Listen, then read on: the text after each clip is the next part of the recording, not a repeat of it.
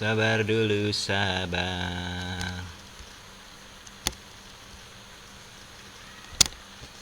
Oke. Terdengar nggak? Bisa didengar nggak?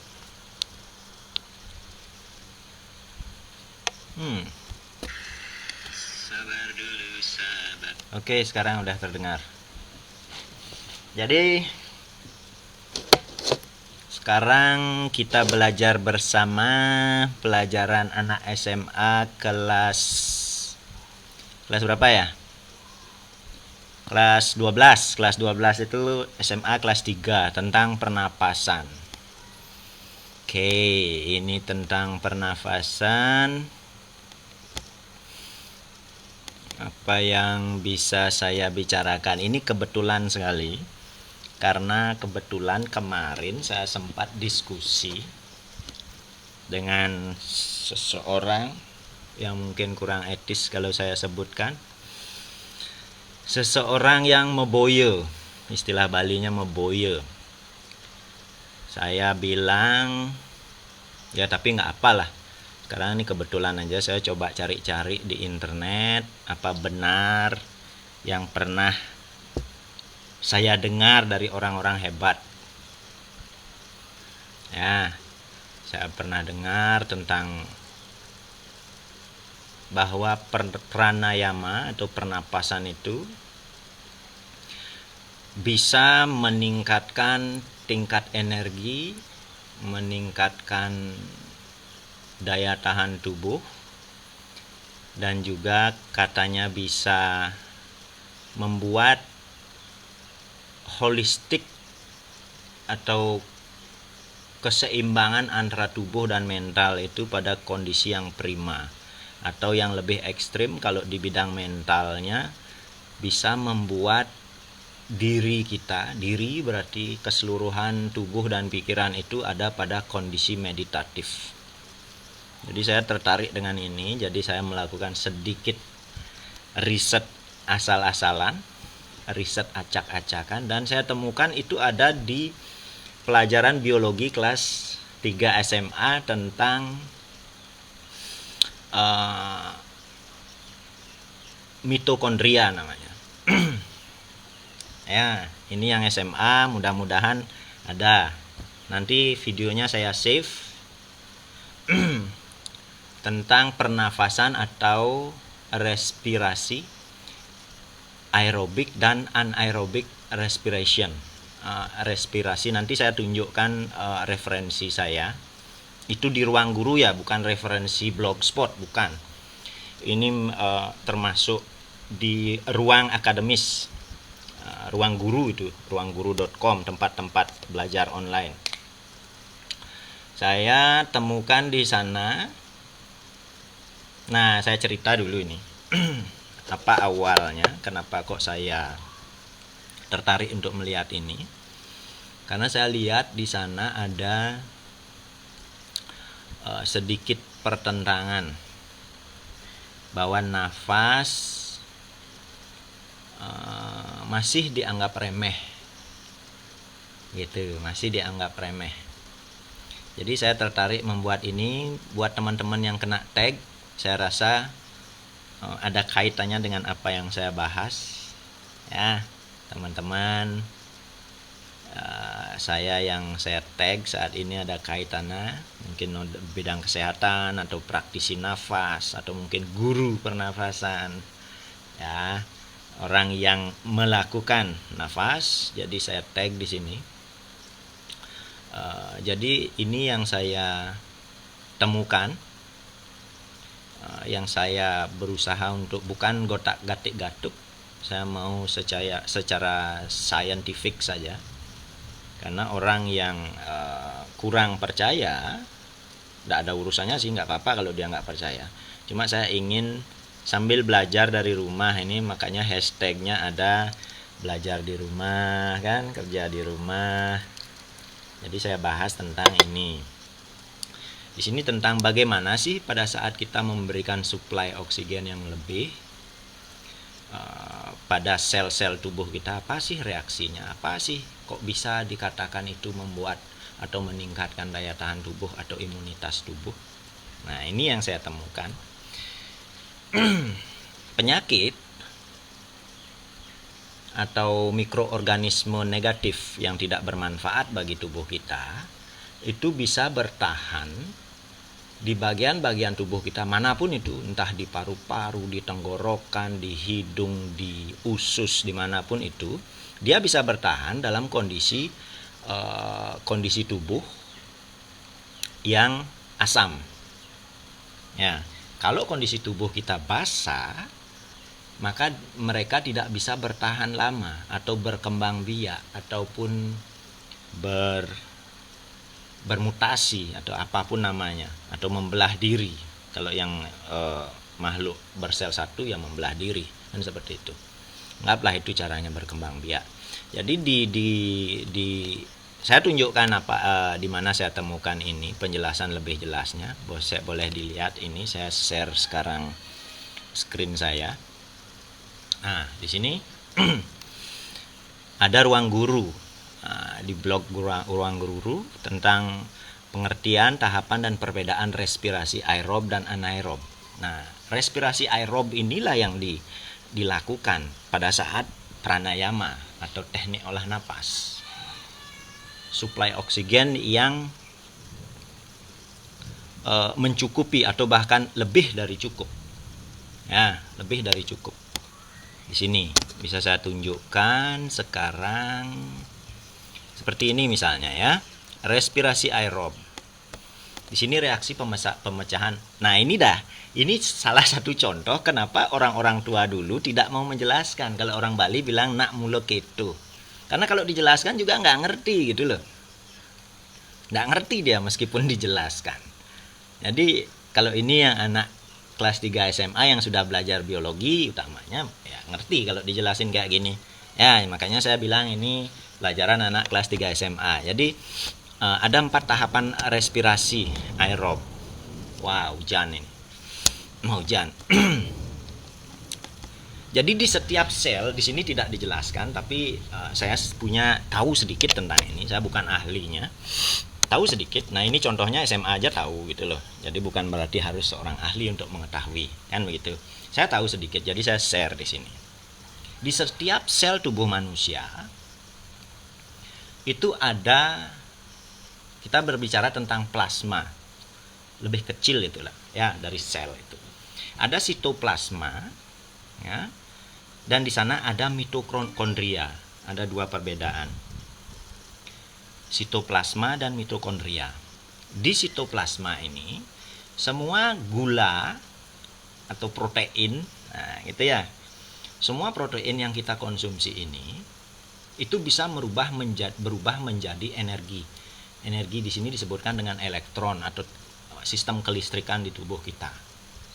Elektron. Di sini terbagi, di sini ada transport elektron. Oke, prosesnya mungkin seperti ini kalau saya jelaskan. Ini buat yang SMA yang lagi belajar. Saya bukan gurunya, cuma saya mau sharing apa yang saya. Nanti boleh komentar kalau itu tidak sesuai. Ya. Jadi pada saat kita mengkonsumsi nutrisi makanan, nutrisi ini tidak akan begitu bermanfaat saat itu apabila tidak ada pasokan oksigen. Jadi proses aerob ini memerlukan oksigen yang cukup supaya nutrisi ini, atau di sini dianggap glukosa sajalah, gulanya sajalah. Kalau glukosa ini tidak mendapat cukup oksigen atau tidak mendapat pasokan cukup oksigen di setiap sel ya, bukan hanya di paru-paru, di setiap sel tubuh manusia. Jadi kalau mencukupi paru-paru, nafas biasa ya cukup di paru-paru saja, maka akan terjadi anaerob karena tidak semua sel tercukupi pasokan oksigennya. Sel tubuh dari ujung kepala sampai ujung kaki, kecuali di rambut kan nggak ada selnya, nggak ada ininya, makanya disebut dengan ether ini, atau istilah Balinya itu akasanya. Bagian rambut itu akasa. Jadi nutrisi ini akan berubah menjadi energi apabila saya berbicara tentang aerob. Tanpa oksigen ada yang namanya anaerob, tetapi itu terjadi fermentasi, beda. Beda sistemnya, nanti mungkin yang di bawah ada. Yang aerob, saya mau bahas yang aerob. Pada saat oksigen ini cukup, maka nutrisi akan masuk ke mitokondria. Seperti di sini bisa dilihat, glukosa ini dirubah menjadi asam pirufat. Dan proses ini menimbulkan 2 ATP. Nah, ATP ini adalah bahan bakarnya manusia. Ya. Ini bahan bakarnya manusia, ATP ini. Apa namanya? ATP ini adalah salah satu bahan bakar yang diperlukan untuk tubuh manusia. Ya, nah, di sini terlalu banyak rumus ini. Nanti saya sambil jelaskan di sini.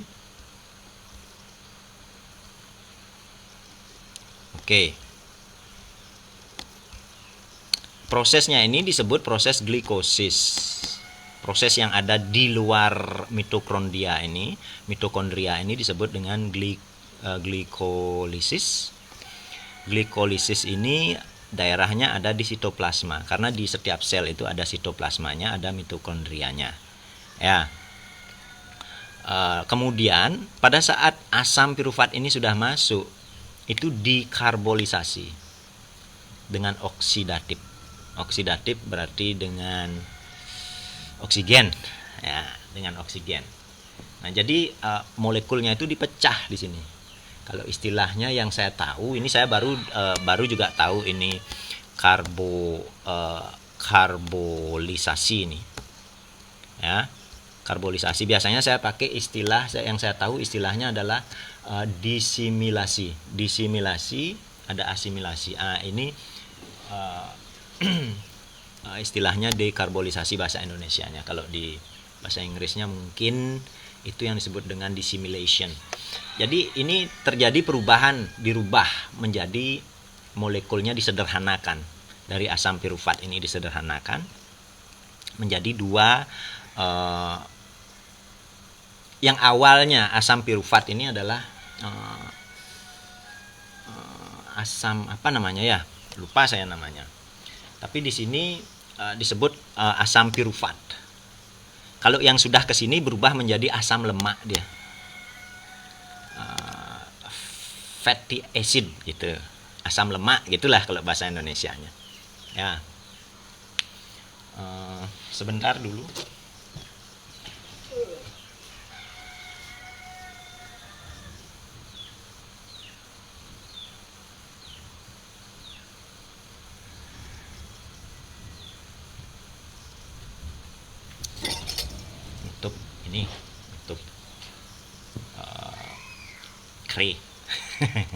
Asam lemak namanya.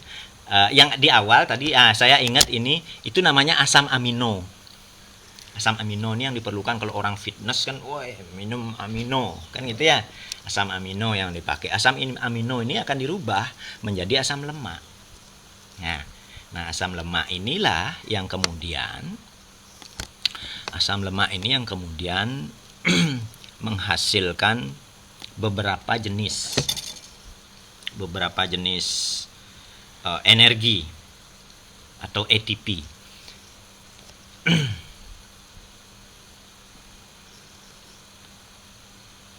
Oke.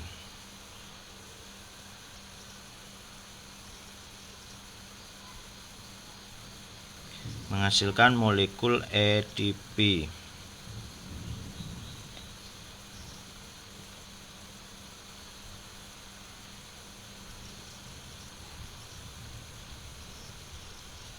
Sorry, saya dapat pesan sebentar.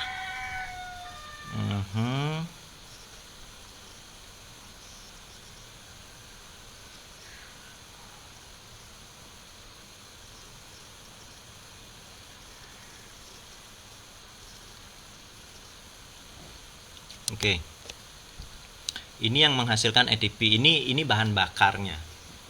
Generatornya ada di sini di mitokondria. Generator tubuh manusia itu ada di setiap sel, bukan hanya di otak.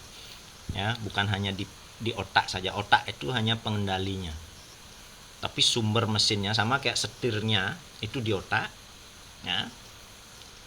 mesinnya itu ada di setiap sel tubuh. Jadi setiap sel tubuh itu, ini contohnya. Kenapa di dalam pernah nggak ngelihat daging yang sudah terpotong itu masih bergerak? Nah, itu contoh. Daging sapi misalnya atau daging babi yang masih segar dipotong itu masih berdenyut bergerak. Nah, itu contohnya karena ada ATP-nya, masih ada kandungan ATP-nya. ATP itu sumber energi. Jadi otot kalau mau bergerak dia harus mencukupi ATP-nya. Apa namanya ya, ATP itu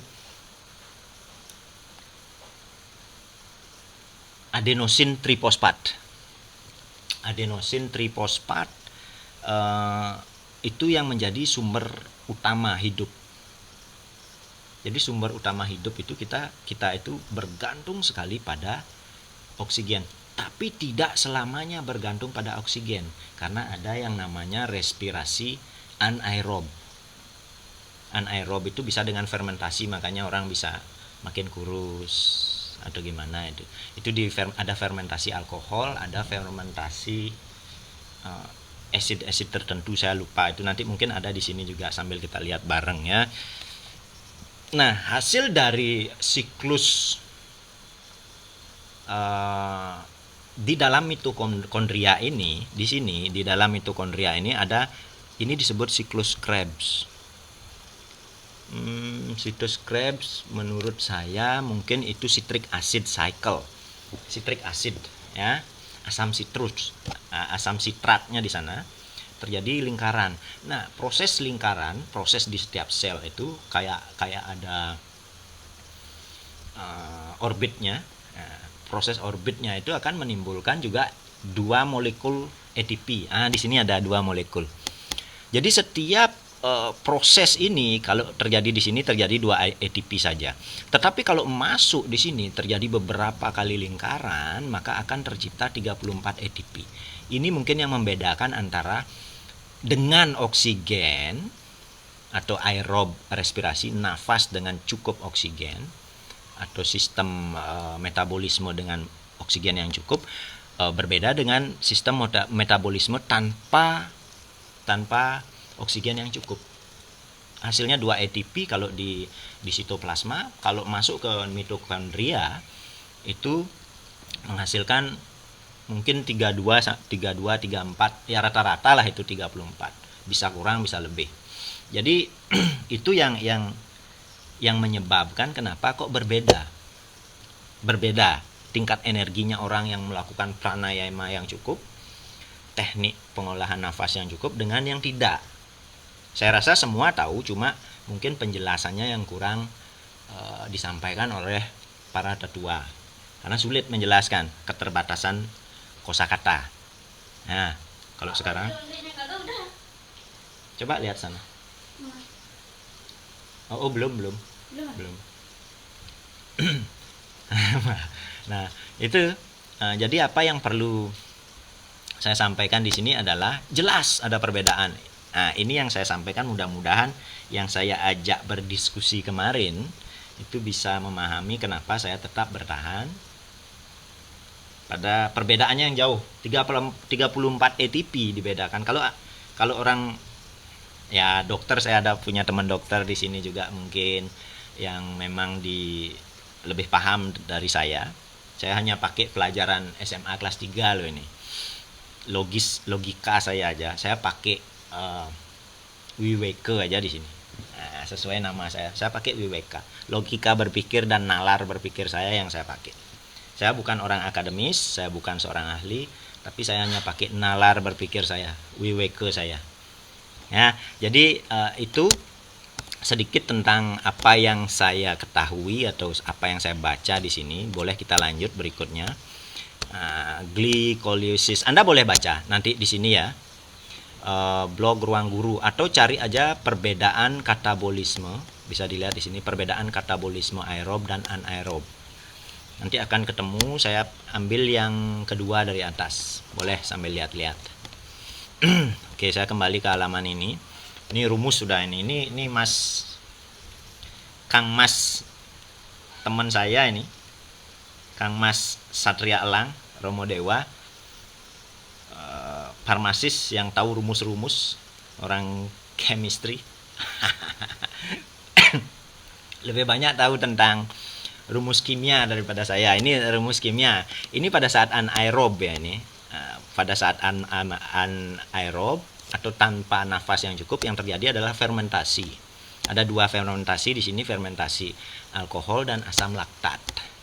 Nah, jadi kembali lagi ke pembahasan awal. Kenapa? Nah, ini. Kenapa saya bilang aerob itu lebih baik dari anaerob? Aerob sama kayak aerobik dan tidak aerobik. Itu loh perbedaannya.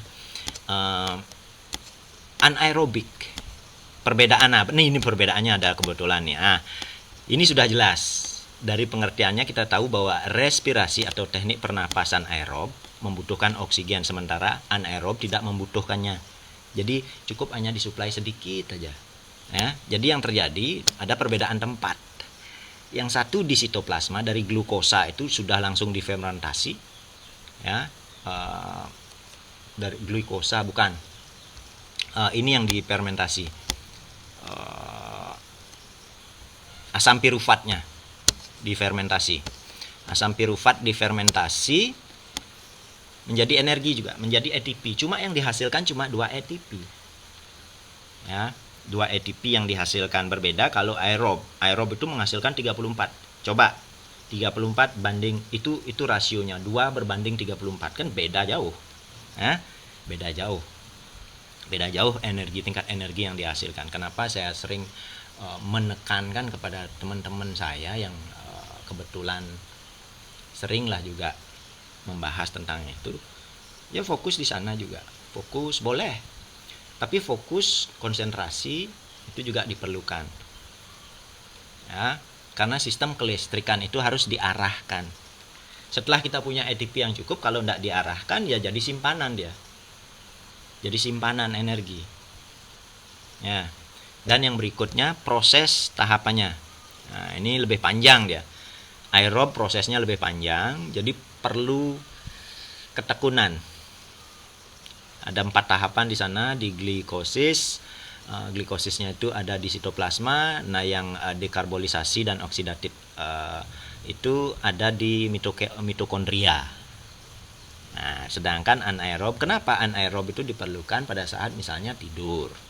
Itu akan terjadi reaksi anaerob karena kita tidak melakukan nafas berlebih.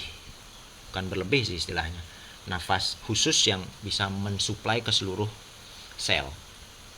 Jadi perlu juga dilakukan kegiatan sehari-harinya. Kalau istilahnya di Bali itu disarankan sih 3 kali sehari. Ya, makanya ada trisandya, di sana ada pranayama juga. Cuma memang namanya orang kan senang yang praktis, sekarang pranayamanya mungkin hanya 2 kali saja atau 1 kali bahkan dengan mantranya.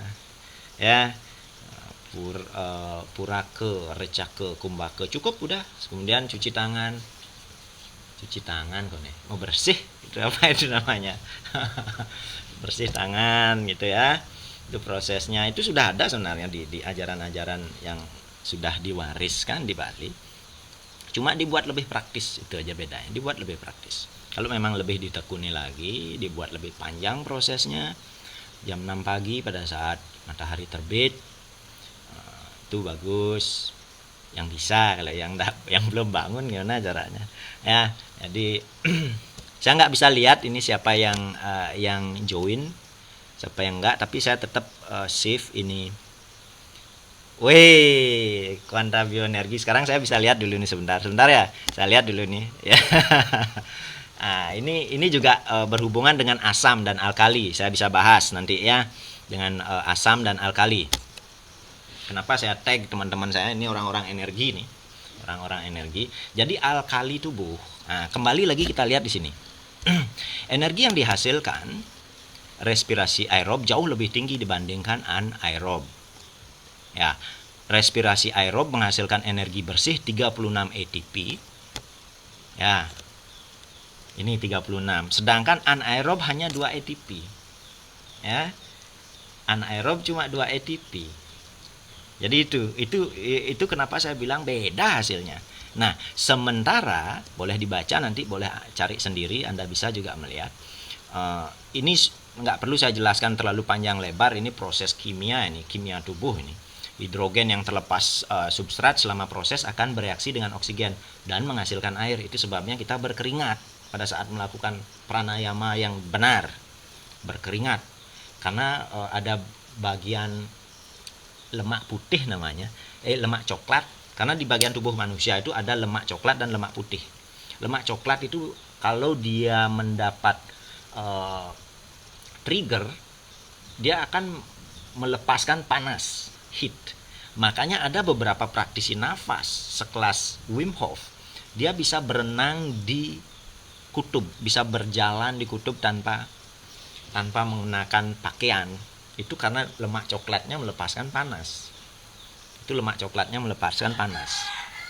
Nah, itu kalau memang cukup ATP-nya, kelistrikan tubuhnya hanya dengan konsentrasi pengarahan setirnya benar, masuk, dibakarlah itu lemak coklat menjadi tenaga panas yang bisa mempertahankan suhu tubuh 36 derajat Celcius. Kalau masih di 36 derajat Celcius, suhu luar tubuh itu tidak akan berpengaruh ke sistem metabolisme. Itu yang saya coba teliti dari orang-orang hebat ini, teman-teman saya yang hebat ini. Ya. Kemudian bisa kita baca, sementara respirasi anaerob merombak, berarti merubah dia anaerob, merubah, itu namanya asimilasi. Asimilasi yang tadi desimilasi atau katabolisasi, anabolisasi. Beda bahasa sih, beda kata, mungkin maknanya sama. Karena biasanya saya pakai disimilasi dan asimilasi. Ya, sedangkan di sini katabolisasi dan anabolisasi. Oke lah, nggak apa-apa. Kation, anion, ya seperti itu, boleh lah. Kemudian alhasil, nah di sini alhasil sebagian hidrogen yang terlepas kalau anaerob dari substrat akan bereaksi dengan senyawa lain dan membentuk berbagai jenis asam. Ini yang saya sebut dengan pada saat manusia bernafas ala kadarnya, maka chemistry tubuh akan menjadi asam. Dan asam adalah tempat yang nyaman bagi mikroorganisme. Jadi kita kan perlu meningkatkan alkali tubuh. Ya, ada macam-macam cara. Tapi yang terbaik menurut saya dan paling murah, karena ini oksigen itu kan murah. Itu Tuhan sudah menyediakan berlimpah oksigen itu. Itu yang paling murah. Kalau mau yang lebih tinggi lagi, boleh beli air alkali. Yang lebih tinggi lagi boleh pakai ini. Tapi ini gampang, tak perlu belajar napas. Itu kan beli kuanta bioenergi itu boleh pakai yang ini. Ada namanya kuanta bioenergi, itu meningkatkan alkali darah dan alkali sel tubuh. Itu bagus juga. Saya pakai loh. Tapi kalau dengan ini saya orangnya senang meneliti, bukan meneliti sih, mencari-cari celah supaya saya tahu lebih dalam dari sesuatu yang saya tertarik. Itu saya sudah belajar dari siapapun, saya belajar dari Wim Hof, saya belajar sudah bertahun-tahun lalu, tapi tetap saya masih mau terhubung dengan teman-teman yang mau saling berbagi. Ya, saling berbagi sudah bertahun-tahun lalu. Jadi itu beberapa penjelasan, karena saya punya ketertarikan dengan bidang ini. Jadi ya bolehlah sambil kita lihat-lihat, sambil belajar dari rumah. Begitu sahabatku semuanya. Ya, di sana itu sebabnya kenapa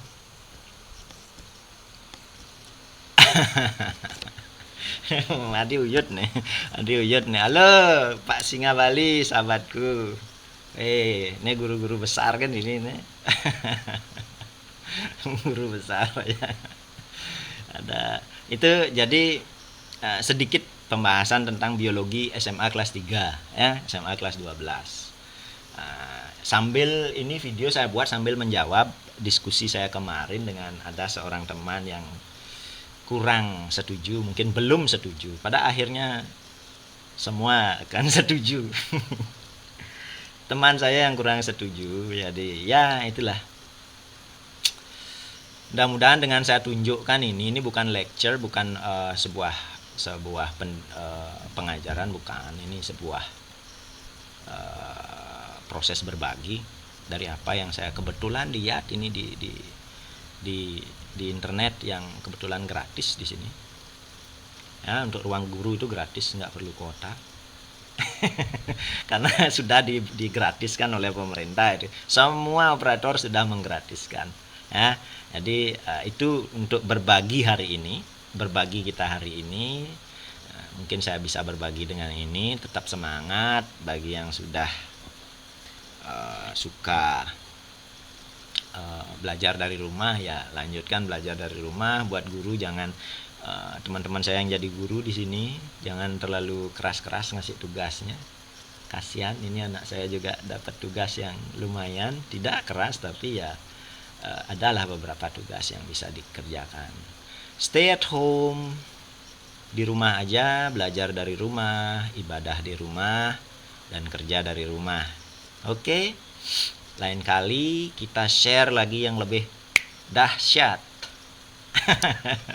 Makasih teman-teman yang kena tag, Anda luar biasa. Oke.